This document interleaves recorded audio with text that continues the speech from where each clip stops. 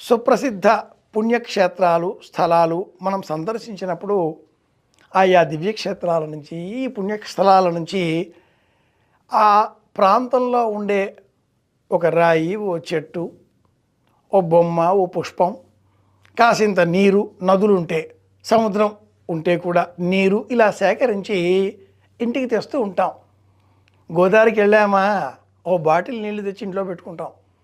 కృష్ణా, తుంగభద్ర ఇలా ఎక్కడికి వెళ్ళినా కూడా ఆ నీరు ఇంట్లో తెచ్చి పెట్టుకుంటే గ్రహణాలు వచ్చినప్పుడో లేదా ఏదైనా సందర్భాలు ఇంట్లో అవసరం ఏర్పడినప్పుడో ఆ నీళ్లు ఉన్నాయిగా, బకెట్లో కాసిని వేసి స్నానం చేద్దాంలే అని చేస్తూ ఉంటాం.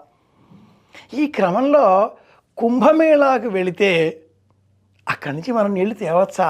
ప్రయాగ క్షేత్రంలో నుంచి నిరభ్యంతరంగా నీరు ఇంటికి తెచ్చుకోవచ్చు. కాశీ నుంచి తెచ్చుకోకూడదు, ఇది ప్రమాణం. కాశీ నుంచి నీరు